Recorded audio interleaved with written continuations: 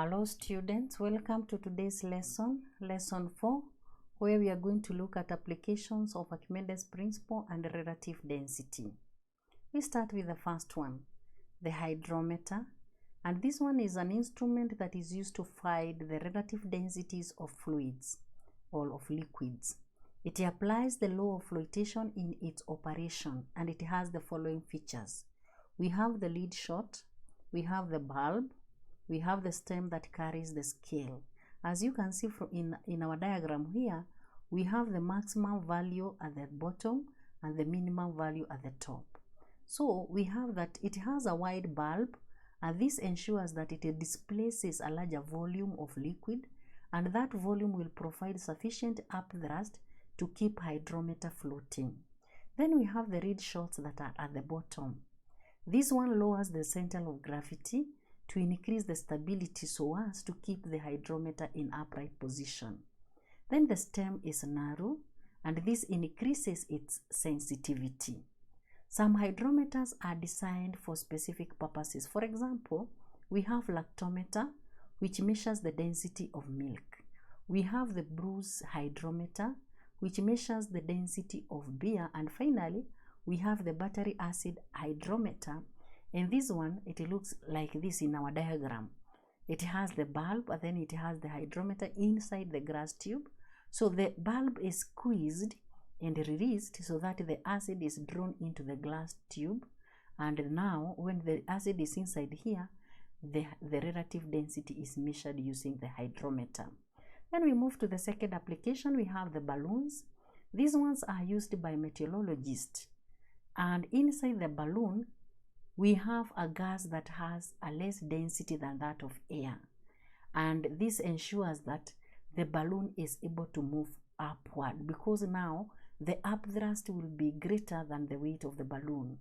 As it rises to some height, where the density is equal to that of the balloon, it stops rising. And at this point, we say that the upthrust is equal to the weight, and therefore the resultant force will be equal to 0. So it stops rising. And at this position, the meteorologist can be able to study the weather. Then number 3, we have the ships. They are made of steel, but steel is denser than water, and they are able to float. They are able to float because they are hollow, thereby displacing a larger volume of water than the volume of the steel, which provides enough upthrust to support its weight. Now you find that the average density of seawater is greater than the average density of fresh water. And because of this reason, it implies that as the ship moves from from fresh water to seawater, it may sink. And therefore, they are always fitted with lines so that they can indicate, or they can show the level at which that ship should sink when it moves on various waters. Then we have submarine. This one can sink or float. They are fitted with ballast tanks that can be filled with air or water, depending on when you want it to float or when you want it to sink. So if you want it to sink, you fill the ballast tank with water. That way, you will find that the weight will be greater than the upthrust. And if you want the submarine to float, a compressed air is pumped into the tank, displacing the water so that now the upthrust is greater than the weight, and therefore it is able to float. We look at an example. A hydrometer of mass 20 grams floats in oil of density 0.8 gram per cubic centimeter with 5 centimeter of its stem above the oil. If the cross-sectional area of the stem is 0.5 centimeters squared, calculate 1. The total volume of the hydrometer, the length of the stem out of the water if it floats in water. We proceed as follows. We have the volume of the oil displaced.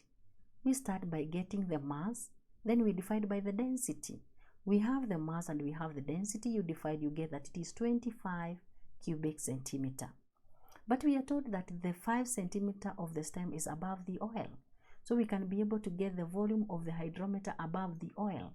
We have the cross-sectional area as 0.5. We multiply by the length that is outside the oil. When you get that, you get 2.5 cubic centimeter. So our total volume will be this value plus the volume that is outside the oil. When you add, you get 27.5 cubic centimeter.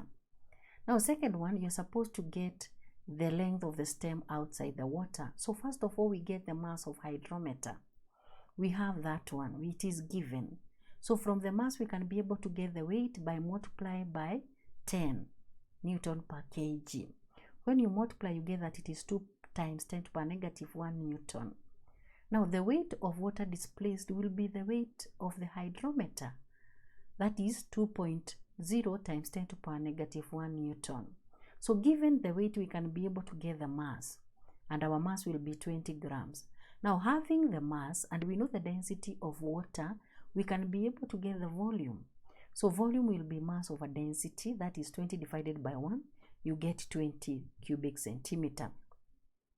After getting the volume that is inside or that is covered by water, we can be able to get the volume that is outside the water. So we get the total volume of our hydrometer. We subtract 20, you get 7.5. From there, to get the length, you get the volume divided by area, which gives us 15 centimeter. We move to the problems on Archimedes principle. We have the first one. A metal block of mass 500 grams has an apparent weight of this one. When fully immersed in water, determine the upthrust force, the volume of the block, the relative density of the block. We proceed as follows. The weight in air is this one. Divided by 1000 multiplied by 10, you get 5 Newton. The upthrust will be weight in air minus weight in water. So when you subtract, you get 0.6 Newton because this one is given. After that, we want to get the volume of the block, and this will be the volume of water displaced, where the weight of water displaced is equal to upthrust, which is 0.6. So we can be able to get the mass of displaced water, which is 0.6, that is weight divided by g, you get 0.06 kg. After getting the mass, we can be able to get the volume, and the volume is always given by mass divided by density. When you divide these two values, you get this as the volume of the block. After getting the volume of the block, we proceed to our third question, the relative density. Relative density is defined as the weight of the block divided by the weight of equal volume of water. So we have the weight of the block as 5 Newton. We have the weight of equal volume of water, which is our upthrust, which is 0.6. When you divide, you get 8.33. And we leave it at that because relative density has no units because it is a ratio. The Newton and Newton will cancel out, so our value remains like that. We move to the second one. A car ferry has a uniform cross-sectional area of this one and floats on water of density this one. How deep will it sink if 10 cars, each of mass 100 kg, are taken aboard? We proceed as follows. The volume of water displaced as a result of loading will be the cross-sectional area times height. The total mass of the car will be 100 times 10, you get 1000 kg. Therefore, the mass of displaced water will be the same, that is 1000 kg. The volume of displaced water will be mass over density, that will be 1000, that is our mass divided by the density. We are considering the water. So you get that the volume will be 1 cubic meter. So our volume will be 1000 meter squared times height, which must be equal to 1. So to get height, you divide 1 divided by 1000, you get 0.001 meters. Then we proceed to number 3. A body weighs 22 Newton in kerosene and 20 in water. If it weighs 30 Newton in air, find the relative density of kerosene. We proceed as follows. We have upthrust in kerosene as 30, that is the weight in air, minus 22, that is the weight in kerosene. You get 8 newtons. The upthrust in water, we proceed as follows. We have 30 Newton, then minus 20, you get 10. Now, relative density is defined as upthrust on kerosene divided by the upthrust in water. So when you divide the two, you get 0.8. Again, it has no units because it is a ratio. We proceed to number 4. A balloon of volume, this one, is filled with hydrogen of gas, this one, hydrogen gas of density, this one, and floats in air of density, this one. Determine the weight of the fabric of the balloon. We proceed as follows. We have the mass of hydrogen. Mass is always given by the density times volume. So we have the density here and we have the volume. We multiply. When you multiply, you get 1080 grams, which is the same as 1.08 kilogram.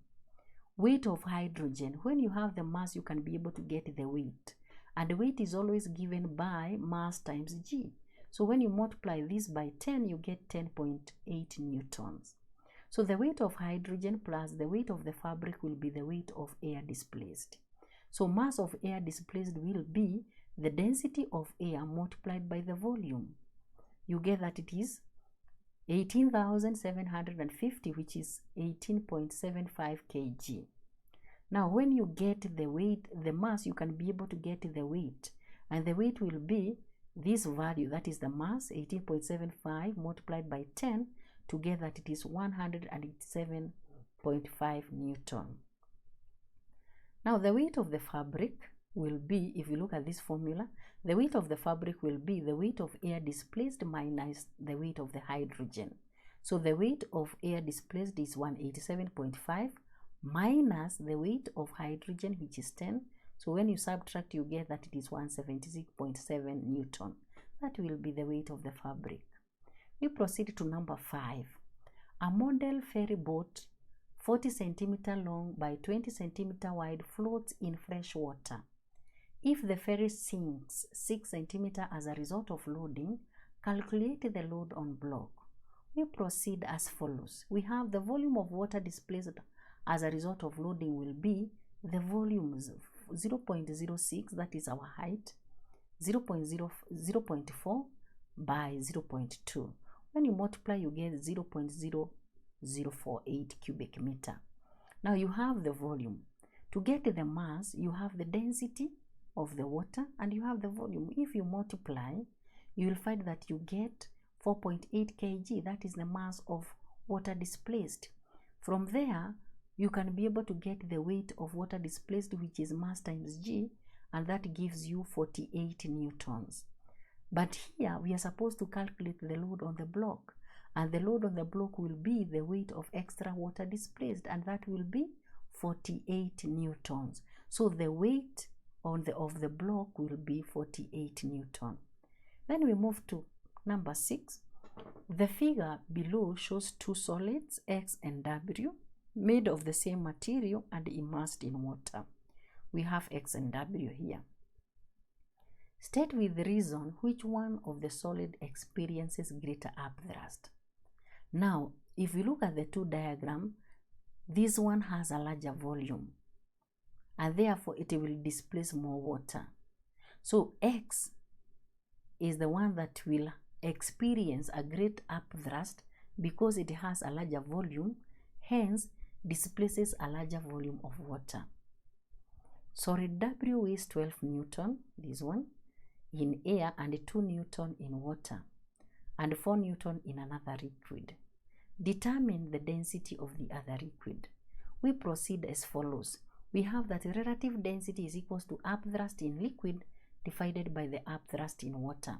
Now, to get the upthrust in liquid, we have that you get the weight in air minus the weight in liquid, you get 8. Then upthrust in water, you have weight in air minus weight in water, you get 10. When you divide 8 divided by 10, you get 0.8. That is the relative density of our liquid.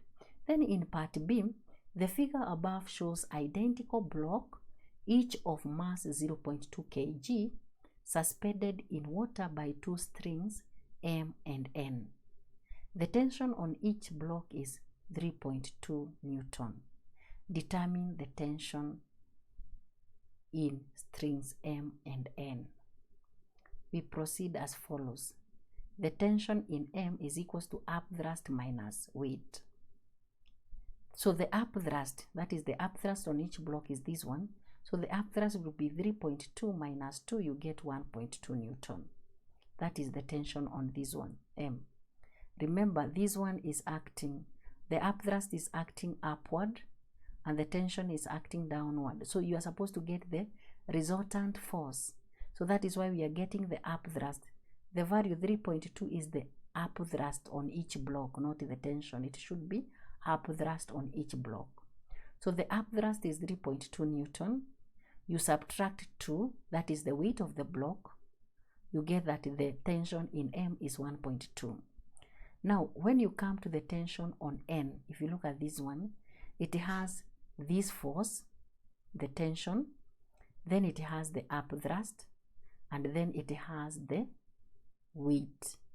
The weight will be given by this one, 2.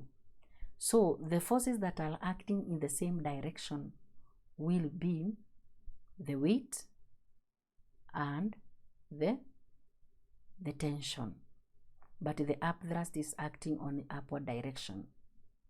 So we have that to get the tension, you get the upthrust, which is acting upward. Again, you also add 1.2. Then you subtract. The 1.2 is the tension on M. Remember, it's also acting on N. So that is why we are adding, because it is towards the upward direction. And the upthrust is also upward direction. So we are adding 3.2 plus 1.2.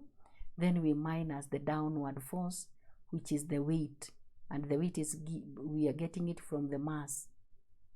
So the mass divided by, multiplied by 10, you get that it is 2. So 3.2 plus 1.2 minus 2, you get that the tension on N will be 2.4 Newtons.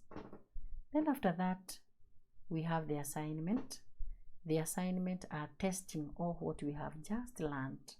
So make sure that you practice before you attempt, and also prepare for your end of topic exam. Thank you, and let us meet in another topic.